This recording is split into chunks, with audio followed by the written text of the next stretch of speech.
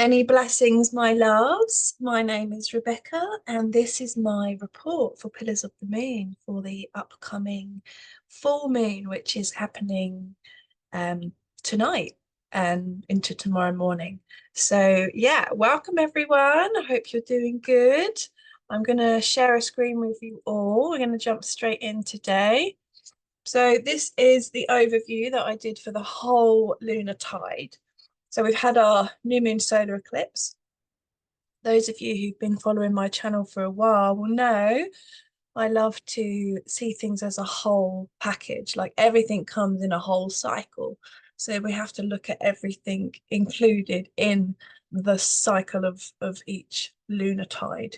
So then you can take into consideration all of the energies that are contained within the four quarts, which, you know, the first quarter and the last quarter is the first quarter is the ascension and the last quarter is the descension. So we have our seed, our new moon, our new cycle beginning at the solar eclipse, and then we have an ascending energy to come into fullness and the flowering of the cycle, which is the Virgo full moon, which is coming tonight, and then the energy of descent, which is the waning of the cycle, where the energy comes back down, and so the up and the down are essential parts of the whole.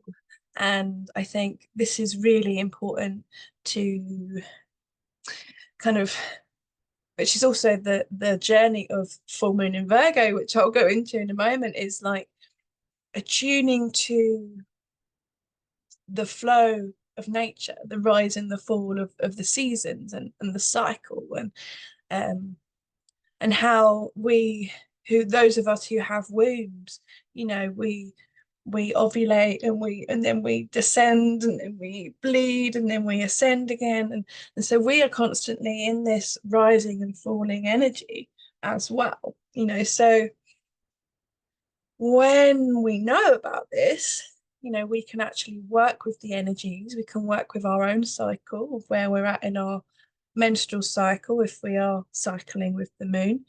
And we can also combine that with the wisdom of the lunar energy and work with the cycle, you know, even if we're not menstruating, you know. So we can work with the energies that are here, and through doing that, you know, we can even, you know, attune our garden to working with the seasons and working with the lunar cycle. Like, I love to plant my new seeds around the time of the new moon, and then I do all of my harvesting, like, and kind of gathering of herbs and plants and things. I try to do it in the waning of the cycle when things are being gathered.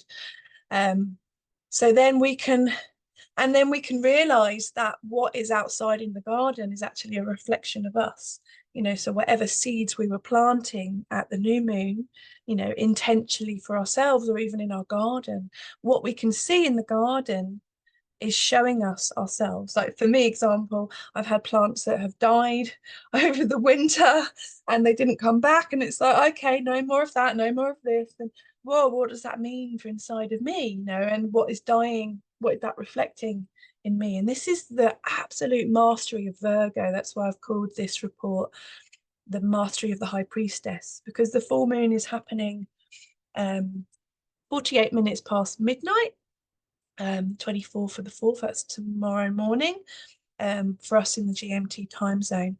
You know, so the end of Virgo really is about the mastering of the priestess energy. So it's like she's gone through, because Virgo is such a long sign, right? The initiation of the priestess is a long journey, you know, it's a lifelong journey, really. But it's like when she gets to the end of Virgo, it's like she's preparing to go into Libra, she's preparing to die, basically.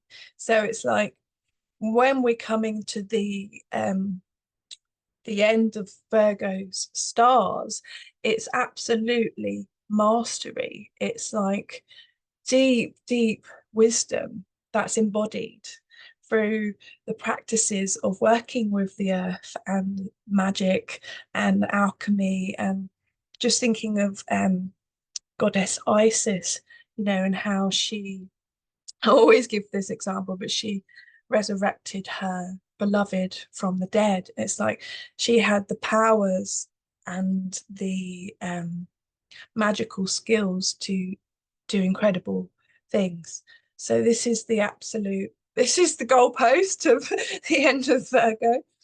So yes, and then we've got Mercury direct happening the following day, and then Jupiter moving into Taurus. So this is a big celebration for the Earth, you know, as Jupiter crosses over into the borders of Taurus. It's a huge celebration.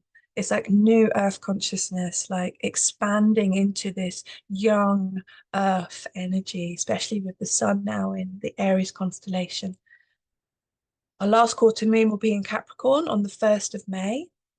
So in the Gregorian calendar, this is the day that a lot of people celebrate Beltane.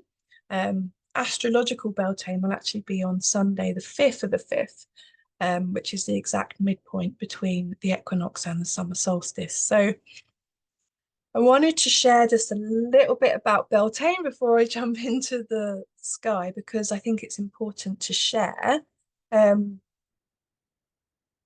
Beltane and Samhain, I think I've shared this also before, are the gates. They are like, so when it's Samhain and Halloween, or you know, that time of year, we talk about the veils being thin and that we can communicate with the ancestors and those beloved dead, you know. So those of you who are in the southern hemisphere will be celebrating Samhain on the 5th of the 5th.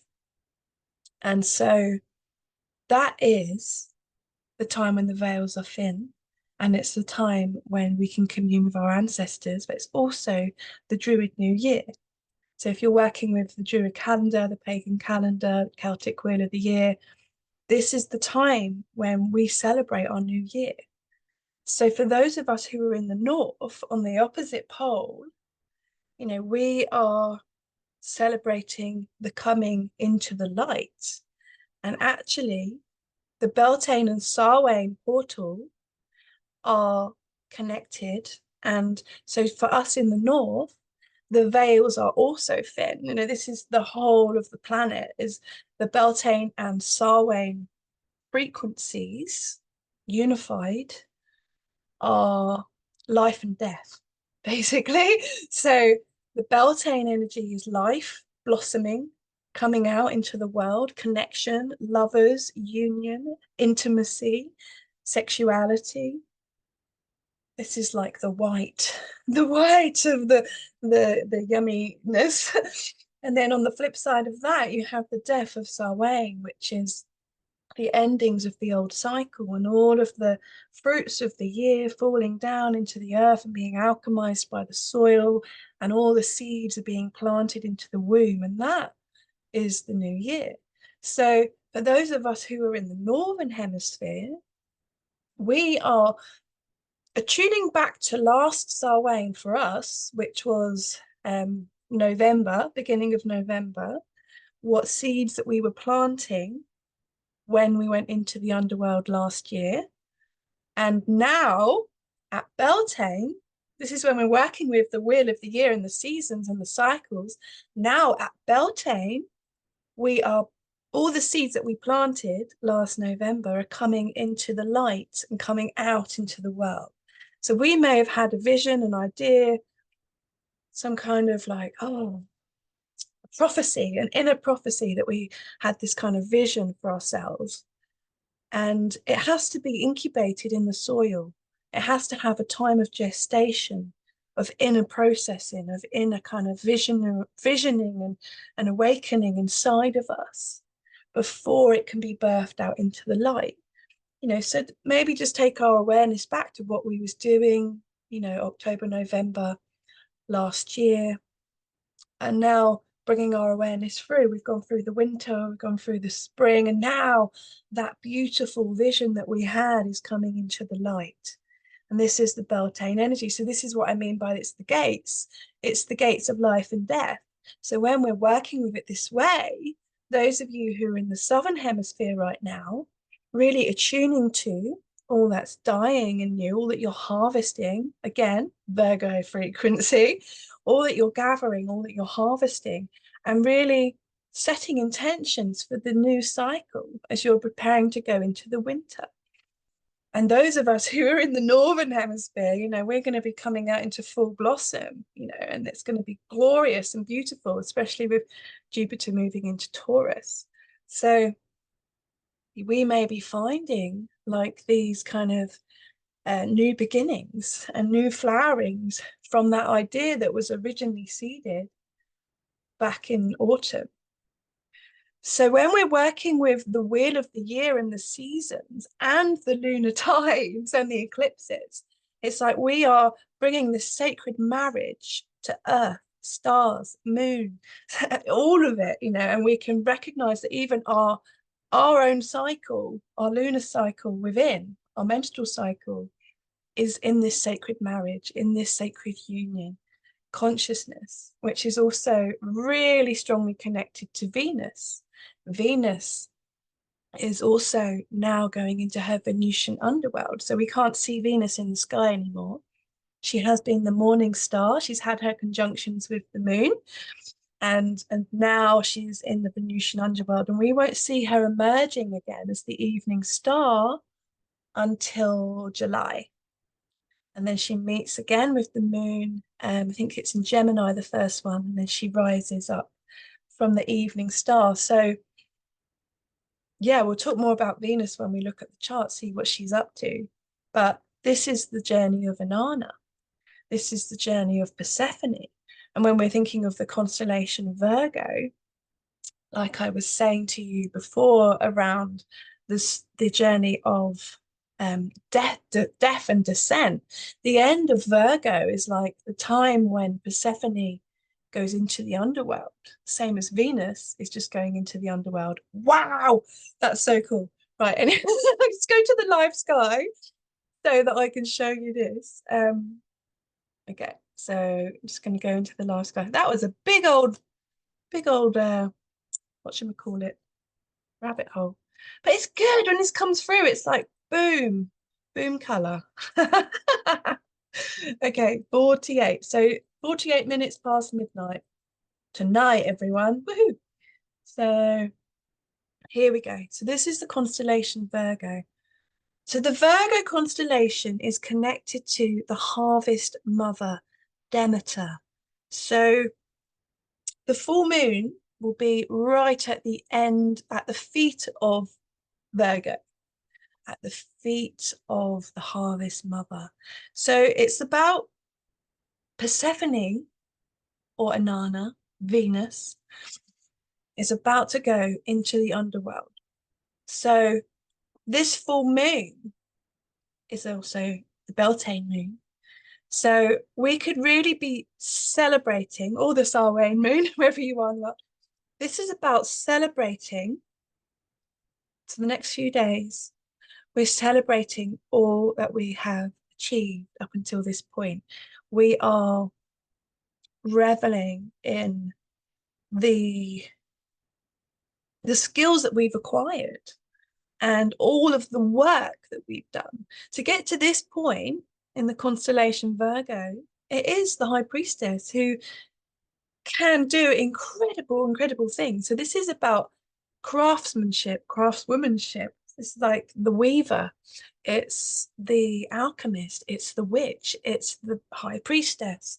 So she can oracle, she can vision, she can harvest, she can make potions, she can make tinctures and spells. So this place in the sky, before we go into Libra, Scorpio, Ophiuchus, that is going down into the underworld and the death of the scorpion. That this time is like that parting of Demeter and Persephone, like it's that preparation for things to change. It's celebrating all that we've mastered in preparing to move into something different. So there's great change coming, and there's a separation from the old. You know, Virgo, that's where the South Node is. There's a separation happening from the old, but it's really important that we take some time just to acknowledge that all that we've acquired in our basket, you know, is embodied skills. You know, so even though it's like, imagine like Persephone is with her mother and she's taught her everything she knows. So now Persephone is ready to take all the skills that she's required to separate from the mother and move into a new phase in the underworld. So it's a powerful time, and I really want to encourage all of us to, at this full moon, to really pat ourselves on the back, you know, say, wow, like, look at all the things I can do. Look at all the ways I can create and craft and make things and grow things and, you know, whatever it is. To really, yeah, because as we're coming into the waning of this cycle, the descent, the moon is going to meet with Pluto on the last quarter moon. That's Persephone meeting with Hades. You know, so wow. That's incredible, isn't it? Right, so I'm gonna go over to the sun. Let's shift it up a bit. Woohoo! So this is where the sun is. So you can see this place in the sky as a birthplace. It's the end of Pisces it's the end of the cycle of being connected to the spirit. Obviously, we're always connected to our spirit. That's why we've got this special cord here, Areshka. Oh, my favorite star. The sun has just crossed over Areshka. So this point here, Areshka, is the cord or the knot, which I think is golden, that connects spirit and matter. It connects things together. It's like our umbilical cord to our soul. It means that we're coming into a physical body, but we're always connected to spirit. So as the sun leaves Pisces and moves into this place in the sky, we're still connected to spirit, but we're separating. So we've got that theme again of culmination of something and moving into something new, separating from, because also the Pisces energy could be connected to the Great Mother, primordial mother, ocean. So, and Cetus the whale, dragon mother. So there is this energy of momentum coming now, like imagining that the sun has left the water.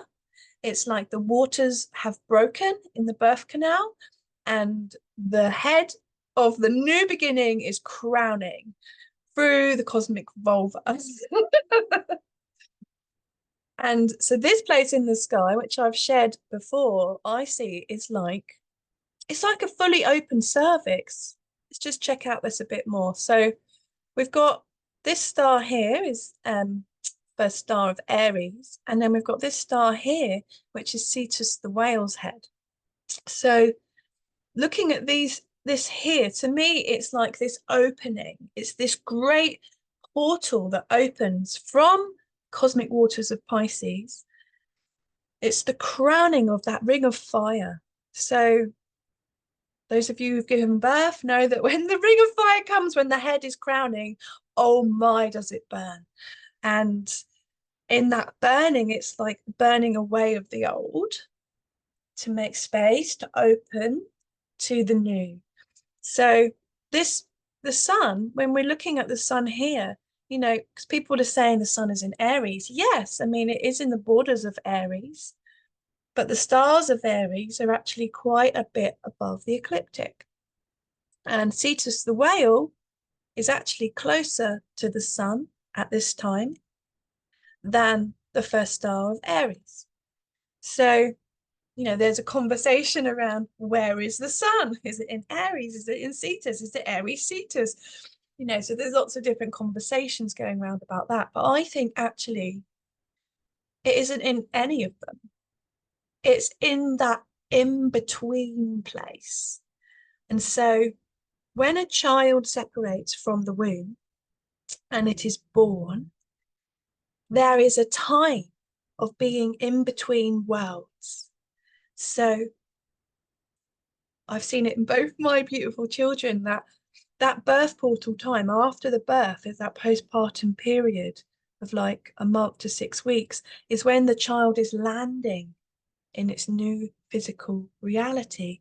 Taurus. Ah, yes, earth, grounded, physical. Here we are. Okay, so we're going from the water, the dream, the vision, the waters of the womb of Pisces, into the earth, the physical plane of Taurus. So the place in between, we have our ring of fire. Yes, that's Aries, that's the fire. And it's the alchemy of the fire and the water that is bringing through the rainbow bridge. What do we get when we have sun and we have rain? A rainbow. So the water and the fire creates a rainbow bridge, which brings in the children through that rainbow bridge into physical reality. But there's a period of time where you're in between, and it's like you're not quite here, you're not quite there, the physical hasn't landed yet, but you've left the old, and you're kind of just floating in this open void space. And I love this energy, I love this time, because for me, like, I feel, this time of the year, it's like there's all this excitement and vision and newness and rebirth and fresh energy coming in with the Aries fire. It's bringing some action. But there's also like this like not knowingness. There's this feeling of anything could happen. There's a possibility. It's not quite grounded yet. It's not quite in the physical. It's like, oh, we could be doing this. But it's an exciting time. I feel like an excitement at this time of like all of the new energy that's landing, that hasn't quite landed. And then when the sun gets into Taurus, that's when we get the grounding, the landing time. And I noticed it with both my babies, like when they came into their bodies fully, it's like they start noticing the world around them. The first few weeks they're just sleeping, they're still so connected to spirit. They are with spirit. It's like that time is so sacred. And yeah, and then when they're landed and they go, people say it, they go, wow, they're really here now. Like they're really looking at me in the eyes, and they're looking at the room around and maybe smiling or whatever. So this time is a period of great change and being in between. And I think culturally we're not very well versed in that, in the in between. We're either this or we're that. It's white or it's black. But this area is like the grey part. It's the part that's like, it's in between. So the sun is in between. It's in between worlds. And that marries in so well with the Samhain and Beltane energy. In the veils of Finn, we're in between the worlds.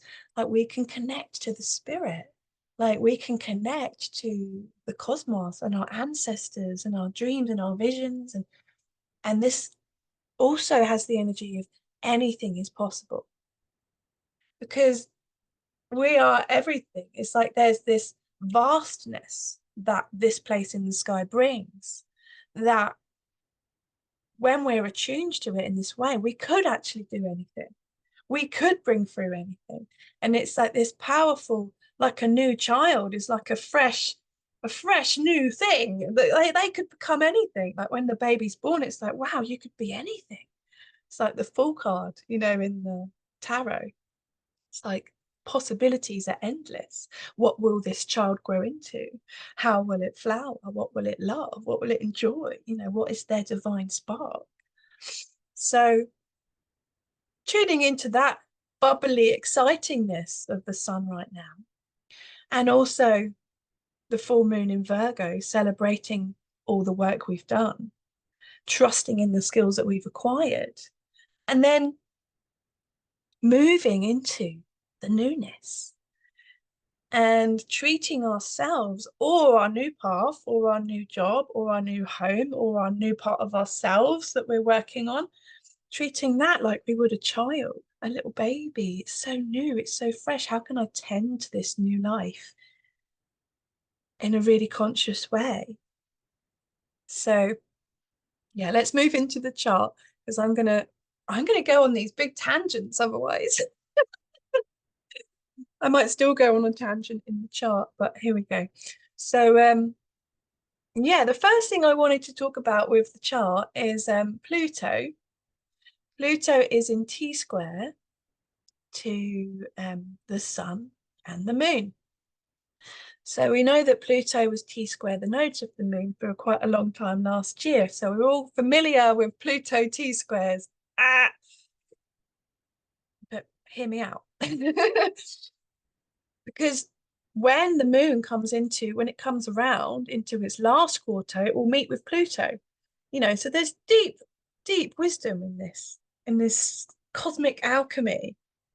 So this T-squares can bring a tension and a challenge that we have to work with, that tension and challenge, to move through it. Can't go over it, you can't go under it, you've got to go through it.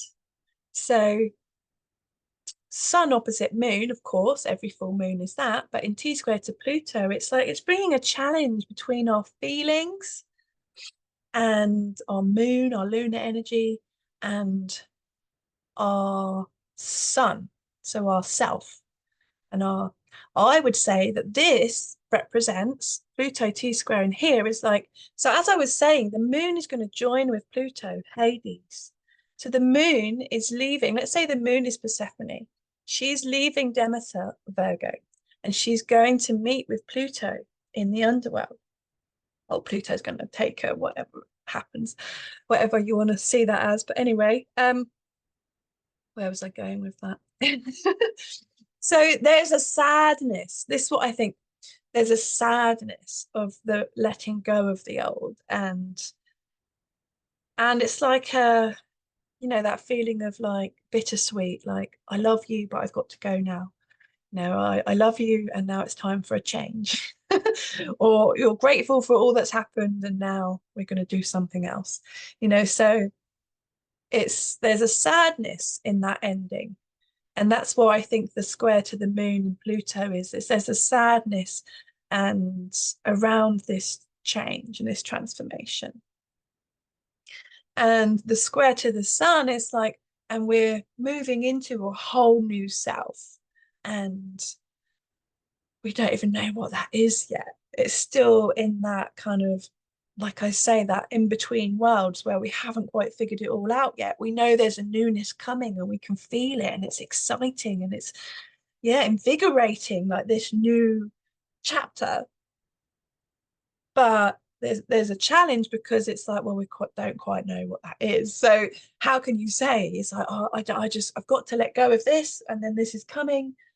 And so Pluto T-squaring here is like, let the tears flow. If this is a big transformation, and it's an ending of an old cycle and the beginning of a new one, going hand in hand.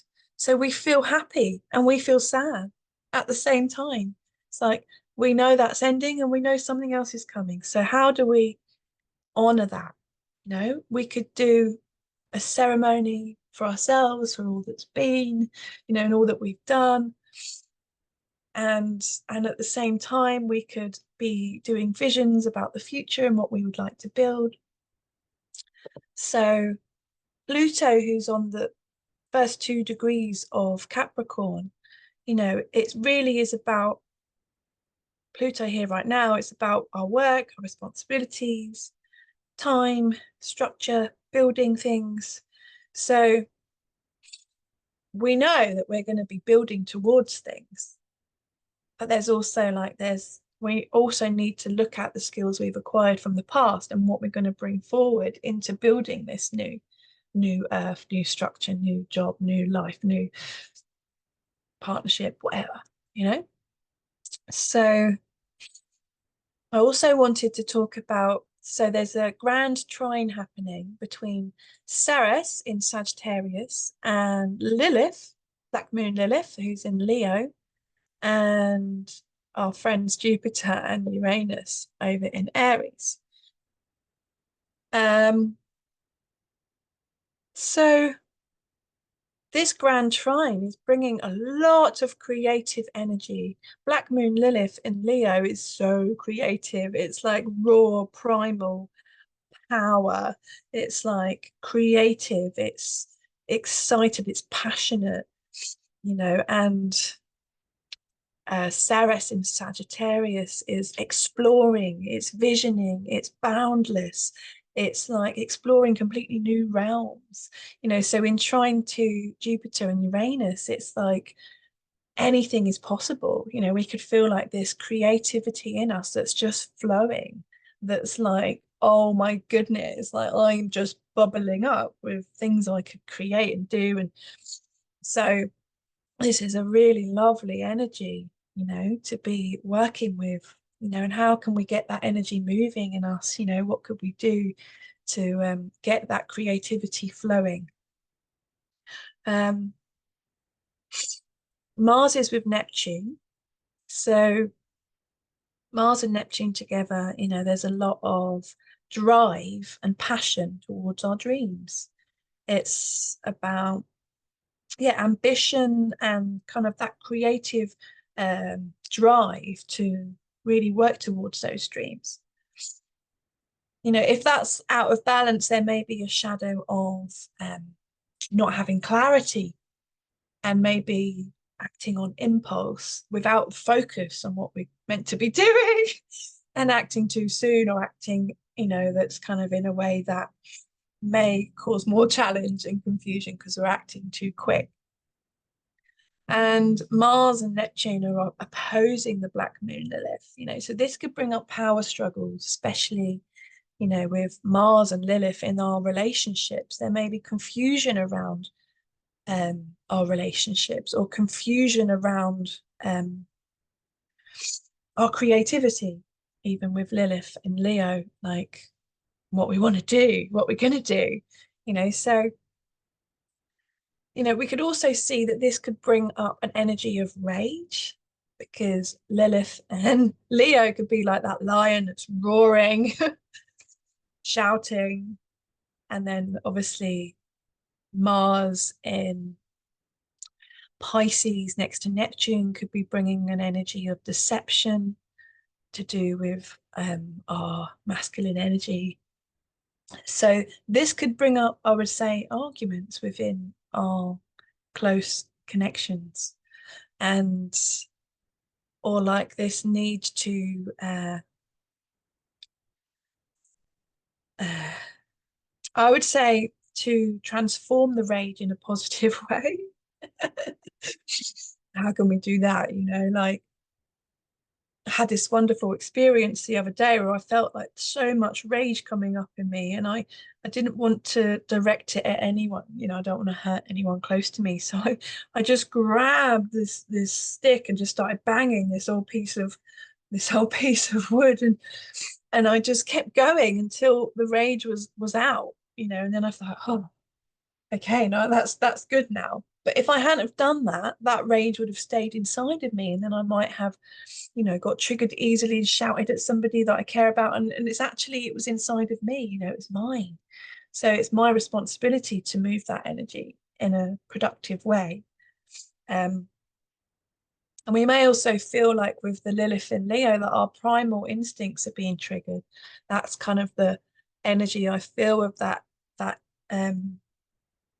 the inner toddler who wants to express how they feel, and just get it all out there, and no matter what. So Mercury is right at the end of its retrograde, and he'll be going forwards in the next few days.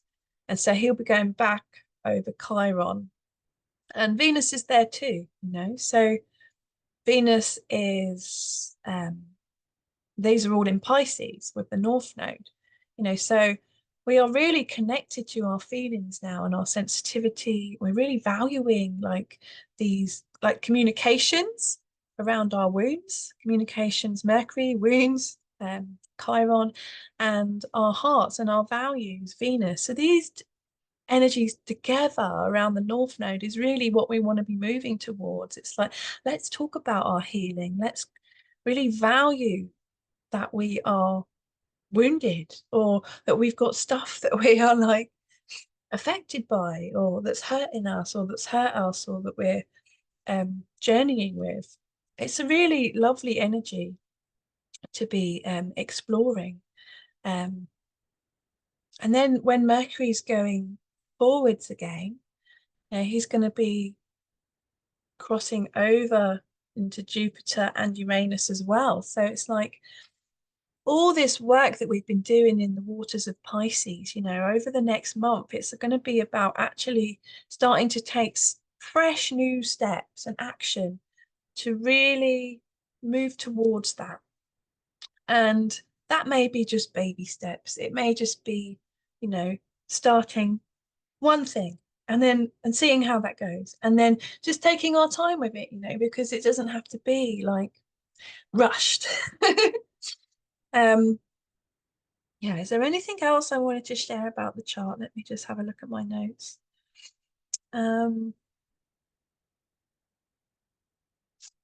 Yeah, I would say that there's quite a lot of momentum coming in through this grand trine. And we can harness that momentum. And I've been noticing in myself, I'm feeling quite dynamic. I'm feeling like things are starting to happen, like around the home, in the garden, in communities. Like, wow, things are starting to move. And thank goodness, because we can't swim around in Pisces forever. Like, we need to bring this dream into the world to be grown into life, into this beautiful heaven on earth. So going over to the last moon in Capricorn. So you can see now that Mercury is, oh, where is Mercury? There, Mercury has gone direct. This is on the 1st of the 5th. And look, Jupiter, 0 degrees of Taurus. Hooray! Who's excited about that? I feel that so much.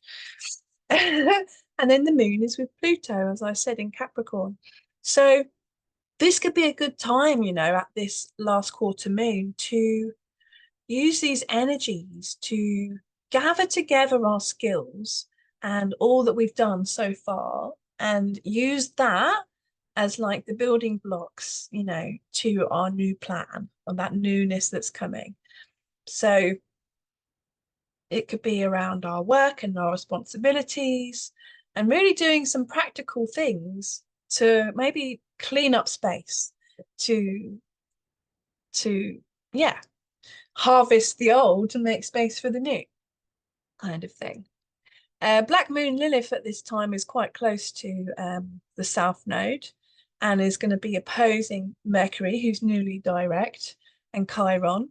So this could bring up an interesting energy, of like this the shadow of Virgo wanting to get it perfect and get it right, and that we can't move forward until we've got every detail lined up.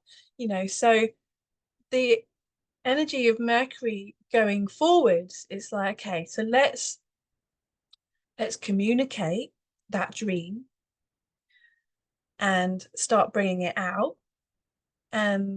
But there may be fears coming up around stepping out, or making a change, or shifting into a new way of thinking, a new way of communicating, which is more connected to our wounds and our healing and our authentic self. And then we've got a new moon in Aries, which will be on the 8th. And I'm really, really excited about it because it will be really close to Uranus and Jupiter, and in trine to Ceres as well. So all this grand trine energy that's been moving around the full moon, it's like when we get to the next new moon, there's going to be like this real strong rebirth, new beginning into this Jupiter-Uranus frequency from this conjunction that we've all just experienced. So what did we feel when Jupiter and Uranus came together? What was really present for us? What were we visioning? And at the next new moon, you know, this is a real strong seed to plant, to actually take action and, yeah, get that energy moving. So I think that's all I'm going to share for now. So I'm hoping some of that's useful to you all. Please subscribe and share if you love it. And yeah, sending you celebrations for this Beltane Samhain portal. Lots of love. Mwah!